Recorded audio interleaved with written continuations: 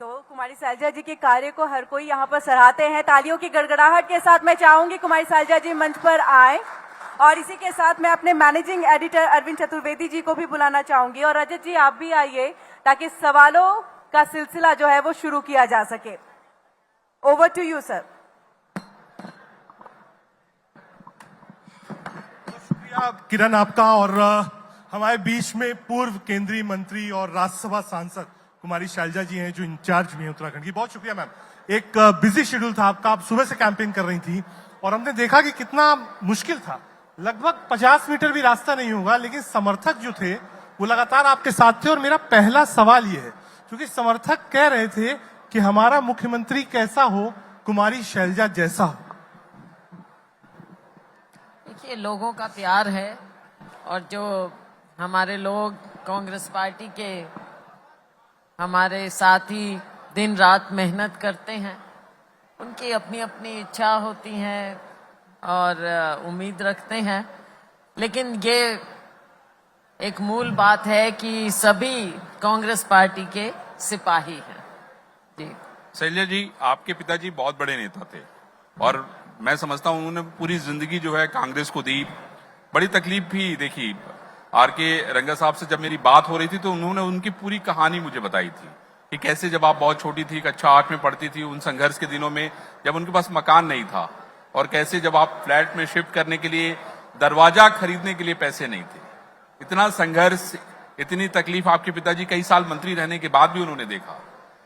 मेरा सवाल आपसे यह है कि आप लगातार कांग्रेस पार्टी के साथ जुड़ी हैं, बहुत लंबी राजनीति हो गई। मैं समझता हूं हरियाणा को लेकर तो आपके मन में हमेशा जो है एक जिसको कहते हैं एक बड़ा पॉजिटिव वेव रहता है और रिपब्लिक की भीड़ ये बता रही है। मुझे ये बताइए कि अभी आप यात्रा निकाल रही थी, मैं अभी कुछ खबरें पढ़ रहा था, उसमें 3 तस्वीरें थी। आपकी थी, सुरजेवाला साहब की थी, वीरेंद्र सिंह जी की थी। दूसरा गुट की तस्वीरें नहीं थी। ये जो गुटबाजी का मामला है हरियाणा में, अगर मुझे लगता है कि कांग्रेस सॉल्व कर ले तो आपको तो कोई पकड़ ही नहीं सकता। देखिए, ये कोई गुटबाजी की बात नहीं है। हमने बात की कि जो यात्रा हमने जनवरी में शुरू की जी, ये उसी का हिस्सा है, उसी का अगला चरण है। पहले लोकसभा में हमने किया, तकरीबन हर 1-2 छोड़कर तकरीबन हर जगह हम पहुंचे। हाँ जी, लोकसभा के लिए। और तभी मैंने कहा था कि अगला चरण हम लोकसभा चुनावों के बाद करेंगे, विधानसभा चुनाव के लिए, क्योंकि हमारी लड़ाई 2 तरह की थी जी। एक लोकसभा की और अब एक विधानसभा में। लोकसभा में हमारा प्रयास रहा, हम 5 सीटें जीते और उसके बाद अब विधानसभा का चुनाव है। इसमें हमारे सभी साथियों के चेहरों से आपको नजर आ रहा है कि सब मेहनत कर रहे हैं, उम्मीद लगा रहे हैं और आने वाले समय में हरियाणा में हमने तख्ता पलटना है और कांग्रेस की सरकार बनानी है। इसके लिए हम सभी लोग प्रयासरत हैं और चाहे यात्रा हो या लोगों के नाम संदेश हो या अलग तरह से हमारे साथी भी अपनी अपनी तरह से लोगों के बीच में जाकर, गांव में, मोहल्ले में, हर जगह जाकर ये मेहनत कर रहे हैं और हमें पूरा विश्वास है कि हमारे सभी साथियों की मेहनत फल लाएगी, रंग लाएगी। ठीक है मैम, एक बड़ा इशू है जो आप लोकसभा इलेक्शन से पहले और अब तक चल रहा है, वो है क्या रिजर्वेशन खत्म होने वाला है, क्या संविधान बदलने वाला है। ये एक बड़ा इशू था जिसको लेकर कांग्रेस पार्टी और इंडिया अलायंस चुनाव लड़े। पहली बार major parts of the country में हमने देखा कि जो ओबीसी दलित वोट बैंक था वो शिफ्ट हुआ है वापस कांग्रेस या फिर अलायंस की तरफ। Even in Haryana, in UP shift हुआ है। तो क्या बीजेपी कह रही है आप लोगों ने एक नैरेटिव बनाने की कोशिश करी, क्या है ये पूरा मामला? ये हमने इसमें कुछ नहीं किया। ये बीजेपी के अपने कारनामे, बीजेपी के अपने वक्तव्य, इनके नेताओं के आप भाषण सुन लीजिए, उनके वक्तव्य सुन लीजिए। ये बात उठी क्यों लोगों के बीच में? उठी इसलिए क्योंकि इनके ही नेताओं ने, चाहे वो संघ के हों, चाहे भारतीय जनता पार्टी के हों, उन्होंने कहीं ना कहीं लोगों के मन में, लोगों के बीच में ये शक डाला कि संविधान से छेड़छाड़ करेंगे। बार बार वो 400 पार की भी बात करते रहे। सबके मन में सवाल आया कि ये 400 क्यों चाहिए इनको? भाई बहुमत की बात करो, सरकार बनाने की बात करो, 400 का मतलब है कि आप संविधान में बदलाव करना चाहते हैं। तो ये दोनों बातें आई और इन्हीं के बातों से आई। कांग्रेस ने या अलायंस ने ये बात नहीं की तो लोगों के दिल में ये घर कर गई कि कुछ ना कुछ गड़बड़ है भारतीय जनता पार्टी की बातों में। शैलजा जी ये बताइए, मेरे दो सवाल हैं। एक सवाल तो ये है कि आम आदमी पार्टी के साथ आपका गठबंधन, दिल्ली में आप लोग मिलकर चुनाव लड़े, लेकिन पंजाब और हरियाणा में जो है आप चुनाव अलग अलग लड़ रहे हैं। अब मैं देख रहा था कि सुनीता केजरीवाल जी भी यात्रा कर रही हैं। दूसरा मेरा सवाल है कि बहुजन समाज पार्टी ने एक चौटाला परिवार के साथ गठबंधन किया है, वो लोग मिलकर चुनाव लड़े हैं। आपको लगता नहीं कि इन दोनों का नुकसान जो है कांग्रेस को झेलना पड़ेगा? नहीं, मुझे नहीं लगता। देखिए, क्योंकि मूल रूप से हरियाणा में कांग्रेस पार्टी के साथ लोग जुड़े रहे हैं और कांग्रेस पार्टी को ही, चाहे चौटाला के समय, लोकदल के समय, सॉरी मैं ऐसे नाम जी, लोकदल के समय हो या अब पीछे भारतीय जनता पार्टी के समय हो, विकल्प के रूप में लोग केवल कांग्रेस पार्टी को देखते हैं, किसी अन्य पार्टी को नहीं। अन्य पार्टियां हैं, गठबंधन वगैरह उस तरह की बातें होती हैं।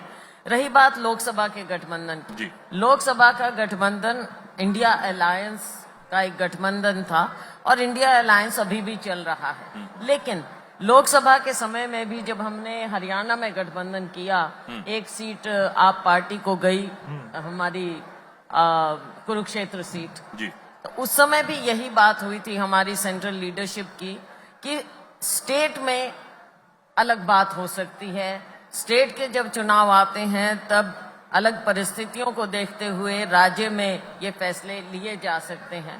तो अब आप पार्टी ने भी पहले फैसला लिया और तकरीबन हमारे लोगों का भी यही, कांग्रेस पार्टी का भी यही मत रहा, हमारे कार्यकर्ताओं का और आम लोगों का भी हरियाणा में, कि कांग्रेस को अपने आप ही चुनाव लड़ना चाहिए। बाकी और दूसरी पार्टियां गठबंधन करती हैं, पहले भी करते रहे हैं ये, पहले भी मुझे लगता नहीं है इससे कुछ भी अब, क्योंकि ये अपना जनाधार खो चुके हैं, तो इससे कोई अंतर। तो आपको लगता है कि बहुजन समाज पार्टी और जो चौटाला का गठबंधन है उससे कोई इफेक्ट नहीं होगा? नहीं, मुझे इसमें कोई दम लग नहीं रहा है, आज के दिन कोई दम नहीं लग रहा। ठीक है मैम, एक सवाल और है, क्योंकि हरियाणा इसलिए भी बहुत चर्चा है इस चुनाव में कि मनोहर लाल खट्टर साहब ने 2 रीजन चलाई। इलेक्शन से बहुत कम समय बचा था, जब लोकसभा था तो उनको दिल्ली शिफ्ट किया गया। तो क्या ये पैनिक बटन था बीजेपी का या नीजक रिएक्शन था कि नहीं साहब फेस चेंज कर दिए, बचाना है? पॉलिटिकली इसको कैसे देखती हैं कि आप चुनाव से अगर 3 महीने 4 महीने पहले अपना मुख्यमंत्री बदल के कैबिनेट मिनिस्टर बनाया, नया फेस दिया, तो क्या वो बैंक खट्टर साहब पर नहीं कर पा रहे थे या फिर उनको लगता था नहीं साहब सैनी साहब बनाइए तो जो चीजें थोड़ी कम हुई हैं वो मैनेज हो जाएंगी? इसमें मैं एक चीज और जोड़ना चाहूंगा। ये जो ओबीसी की बात हो रही थी, सैनी साहब ओबीसी बिरादरी से आते हैं, भारतीय जनता पार्टी ने ओबीसी को इसमें इंटैक्ट किया। उनको लगता था कि भाई जो जाट वर्सेस अदर्स होता था, हम उसको तोड़ पाने में कामयाब रहेंगे। आपको क्या लगता है, सैनी साहब को लाना, खट्टर साहब को यहाँ से लेके जाना, इसका क्या इम्पैक्ट होगा? आपको लगता है कि चुनाव में इसका फर्क पड़ेगा? नहीं, पहली बात तो वही है, मैं तो आपकी ही बात को दोहराना चाहूंगी जी, कि कहीं ना कहीं इन्हें नजर आ गया था और ये इनका पैनिक बटन दबा था। इन्हें दिख गया था कि लोकसभा चुनाव आ गया है, एकदम सिर पर आ रहा है और राज्य में भारी एंटी इनकम्बेंसी थी, तो उसको तोड़ने का ये एक प्रयास था, ट्विस्ट और टर्न था ये, कि एंटी इनकम्बेंसी को, क्योंकि जो राजनीति की स्थिति थी हरियाणा में जी, उसको इन्होंने बदलने का प्रयास किया, लेकिन उससे भी फर्क नहीं पड़ा, आपने देखा। और अब आने वाले वक्त में तो जहां एक और इन्होंने कहीं ना कहीं अपना फेलियर दर्शा दिया है कि 10 साल की राजनीति इन्होंने की, 10 साल राज किया और लोगों का मोह भंग हो गया, इनसे प्रयास किया कि हम बदलें, लेकिन उसका भी विशेष असर लोकसभा में नजर नहीं आया। और आने वाले वक्त में तो विधानसभा में तो बहुत ज्यादा इनको एंटी इनकम्बेंसी का सामना करना पड़ेगा।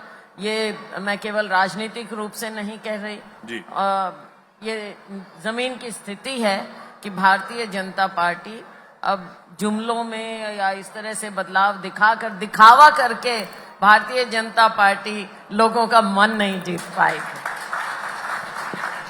शैलजा जी, ये कहा जाता है कि शैलजा जी गांधी परिवार के बहुत नजदीक हैं, है ना। बहुत बार लोगों ने कोशिश की कैसे शैलजा जी के खिलाफ कुछ कर लें, लेकिन वो लोग कभी सफल नहीं हो पाए। आपका समर्पण परिवार के लिए, लगातार काम करना, और सोनिया जी का आपके ऊपर बहुत स्नेह, और मुझे लगता है कि राहुल जी और बाकी जो परिवार के सदस्य हैं उनका भी स्नेह आपको बराबर मिलता है।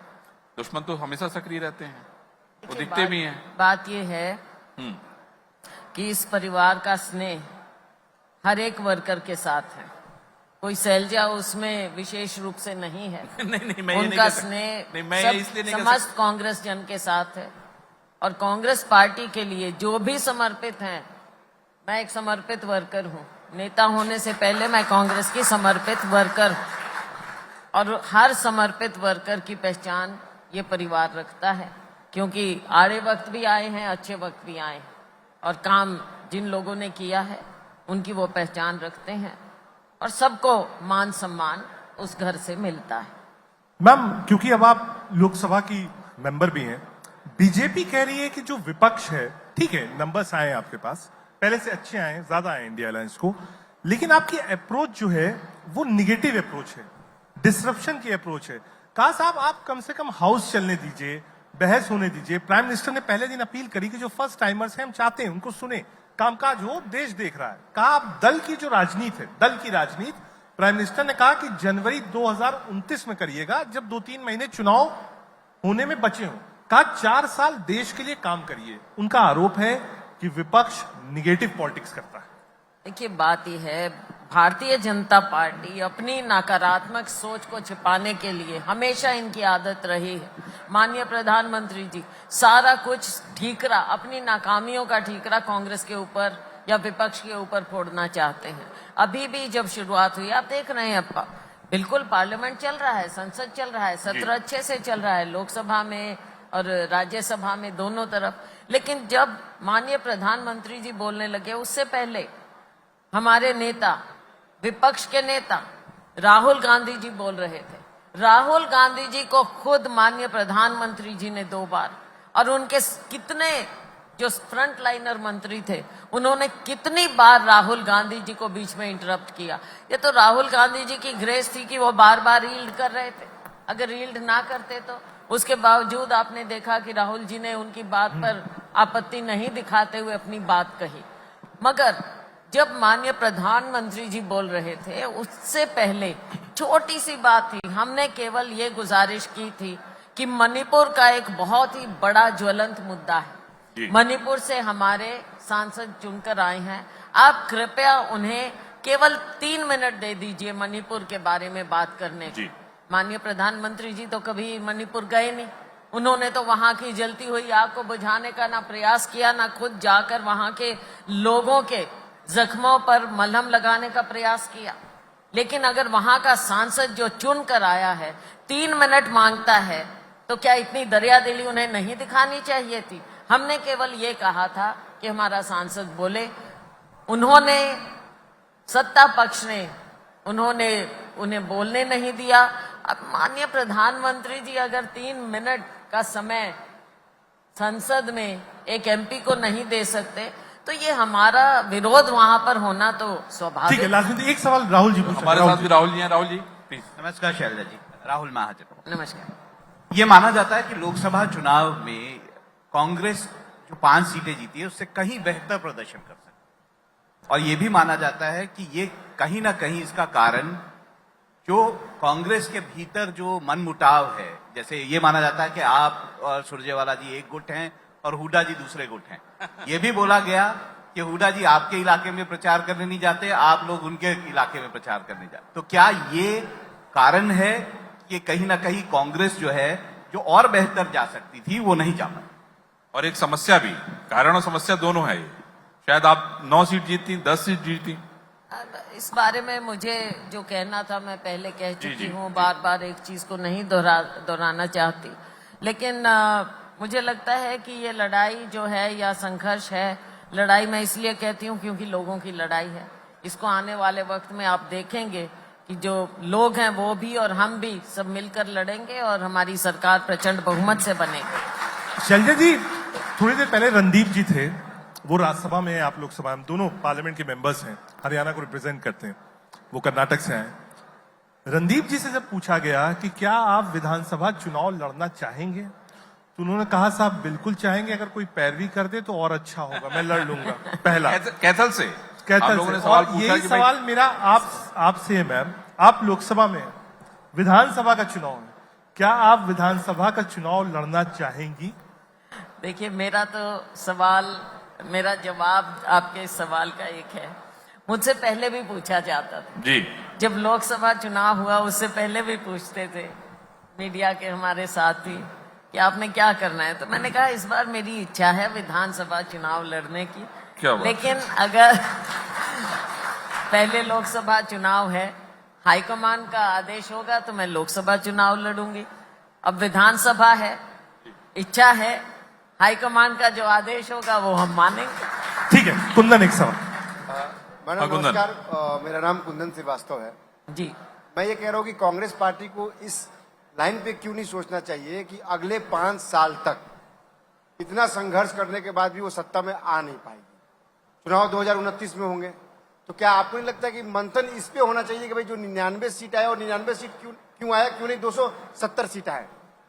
बिल्कुल। देखिए, पार्टी इस बारे में, हमारा नेतृत्व पूरी गंभीरता से इन बातों को लेता है, और गंभीरता से लिया तभी हम 99 पर पहुंचे। राहुल जी ने मेहनत की, समस्त कांग्रेस जन ने मेहनत की। राहुल जी ने पूरे देश में राहुल जी ने दक्षिण से उत्तर तक, पूर्व से पश्चिम तक यात्रा की। उसका नतीजा आपने देखा भी। देखिए, एक और झूठ की राजनीति है, जुमलेबाजी की राजनीति, एक और सच्चाई की राजनीति। तो हम सच्चाई की राजनीति पर हैं, और पार्टी इन चीजों को पूरे गंभीरता से देखते हुए, कई बार लगता है कि सच्चाई का समय कम आपको नजर आता है उसका नतीजा, लेकिन अंत में सच्चाई की जीत होती है। और आगे आने वाले वक्त में आप देखेंगे, चाहे हरियाणा हो, चाहे 29 का चुनाव हो, आप रिजल्ट बिल्कुल विपरीत देखेंगे। मैम, जो मूलभूत बात निकली लोकसभा चुनाव से, और शायद इसी चीज का बीजेपी को डर है, जिस पर वो मंथन कर रहे हैं, कि जो वोट बैंक ओबीसीज का, एसटीज का, ट्राइबल्स का, दलित्स का था, वो 14 में पूरा स्विंग कर भारतीय जनता पार्टी में गया था। इनिशियली वो कांग्रेस पार्टी का वोट बैंक होता था, बाद में शिफ्ट किया रीजनल पार्टीज पे, 14 में शिफ्ट हुआ भारतीय जनता पार्टी में। लेकिन इस चुनाव में जहां जहां कैंडिडेट्स अच्छे थे, वो वोट बैंक आपका वापस आया है। क्या काम किया आप लोगों ने? बिल्कुल। एक तो जो भारतीय जनता पार्टी ने सभी को कह कर, जुमलेबाजी करके, झूठे सपने दिखाकर, सब्ज बाग दिखाकर वोट लिया। अब 10 साल बहुत लंबा पीरियड होता है किसी सरकार को मिलने का। उन्हें मिला, लेकिन उन्होंने ये भी देखा कि अगर आप जमीन पर काम करके नहीं दिखाओगे तो ये वोट बैंक शिफ्ट भी हो सकता है। इस बार वोट बैंक शिफ्ट हुआ, पूरी तरह से नहीं हुआ, सब में नहीं हुआ, दलित में हुआ, कुछ और समुदायों में हुआ। लेकिन आज के दिन आप देखेंगे कि नतीजे आने के फौरन बाद जी, ये शिफ्ट और बदलता जा रहा है और ज्यादा गति पाता जा रहा है। अभी हाल ही में जो उपचुनाव हुए, उसके नतीजे भी ये साफ दर्शा रहे हैं कि अब भारतीय जनता पार्टी की जो राजनीति रही है पिछले 10 साल में, अब बहुत जल्दी तेज गति से ये बदलेगी। मैम, ये जो 6 कॉर्नर फाइट है हरियाणा में, there is a 6 corner fight. आप ये नहीं कह सकती 6 कॉर्नर नहीं है, आप 6 पार्टियां हैं जो चुनाव लड़ रही हैं, 2 पार्टी अलायंस में, यानी 5 लोग, 5 कैंडिडेट एक विधानसभा में आपको मिलेंगे। क्या ये इफेक्ट करते हैं इलेक्शन रिजल्ट्स को? आप एक तरफ देखिए Jat vote bank Congress party के पास है, आप उधर का वोट बैंक देखिए दलित का, बहुजन समाज पार्टी लड़ रही है। या आपको लगता है कि भले ही 6 पार्टियां लग जाए, it's a bipolar between Congress and BJP? नहीं, मैं देखो, इस बात से मैं बिल्कुल सहमत नहीं हूं आपकी बात से। बात यह है कि कांग्रेस पार्टी 36 बिरादरी की पार्टी, ये आपने पहले भी देखा और आने वाले वक्त में भी देखेंगे कि भाजपा की जो राजनीति रही है समुदायों की, चाहे जिस तरह से भी वो कहें, कांग्रेस पार्टी सबको साथ लेकर चलती है, 36 बिरादरी की पार्टी। संजय जी, थोड़ा सा हम लोग शिफ्ट करते हैं। मैं एक सवाल पूछ के तब फिर पॉलिटिक्स से थोड़ा शिफ्ट करता हूँ। मुझे बताइए कहाँ से चुनाव लड़ने का आपका मन है विधानसभा का, अगर आप लड़ना चाहेंगे, आला कमान कहेगा तो? देखिए, लोगों का प्यार है, कुछ मालूम नहीं पड़ता। मैं तैयारी कर रही थी 20 साल से जी 20 साल से मैं अम्बाला में काम कर रही हूँ। जी। ये अलग बात है कि हर जगह मेरा आना जाना रहा, सिरसा में भी, हिसार भी, और सब जगह दुख सुख में, वैसे भी राजनीतिक रूप से। तो आखिरी चुनाव मैंने सिरसा से लड़ा था 98 में, जी और 20 साल यहाँ पर अम्बाला में रहे। अब ये तो पता नहीं कब कहाँ लोकतंत्र है, अब आपका इतना बड़ा क्षेत्र है लोग तो कहाँ मतलब- ले जाएं। मेरा मन तो पूरे हरियाणा के लोगों के साथ है, जो जहाँ ले जाएगा, हाईकमान का आदेश होगा, मैं तो क्या बात है। इसी के साथ मैम बहुत शुक्रिया, आपने कीमती वक्त निकाला अपने बिजी शेड्यूल में से Thank you so यह much. मंच का हिस्सा बने। बहुत शुक्रिया रजत, तमाम जनता का भी, रजत, आप लोग भी यहाँ आए बहुत और धन्यवाद। आपने अपने उत्साह के साथ स्वागत किया। बहुत शुक्रिया ma'am. Rajat, Thank Rajat, you, एक सेकंड। thank you. मैम एक सवाल हम लोग छूट गया। जैसे आपको राजनीति से वक्त मिलता है तो आपको क्या करना पसंद, क्या अच्छा लगता है, क्या करना पसंद करती हैं आप? थोड़ा अगर वक्त मिलता है, पता नहीं वक्त तो नहीं मिलता होगा, जी। लेकिन राजनीति से अगर थोड़ा सा वक्त मिलता है कभी घर पे बिताने का, तो क्या करना है आपको पसंद? दोस्तों के साथ अपने बैठना, गप्पे मारना, म्यूजिक सुनना। टीवी बहुत कम देखती हूँ टीवी बहुत कम देखती हूँ, बाकी अपने देख लेते हैं राजनीति में। अभी तो मैम, क्या लेकिन है टीवी कम कि देखिए- जिंदगी राजनीतिक हो गई है। Ma'am, this is my way of हाँ, लाइफ। लेकिन मैम टीवी कम लोगों देखिए, से मिलना। आप टीवी कम देखिए लेकिन इंडिया डेली देखिए। अब आज आए हैं, आज आपके बीच में आए हैं। मैं तो आपका भी धन्यवाद करूंगी कि आप हरियाणा में फोकस कर रहे हैं, चुनाव आ रहे हैं, और मैं आपसे उम्मीद करती हूं कि जो जमीन पर हो रहा है वो आप जरूर दिखाएंगे। इसीलिए हमने आपको लोगों यहाँ को। बुलाया है जी। आप यहाँ आए, आपका भी बहुत बहुत स्वागत बहुत है शुक्रिया हरियाणा संजय जी, की आपने Thank you, कीमती वक्त thank you, निकाला। ma'am. Thank you so much बहुत फॉर धन्यवाद। कमिंग ऑन दिस Thank मंच। you. बहुत धन्यवाद आपका, थैंक यू।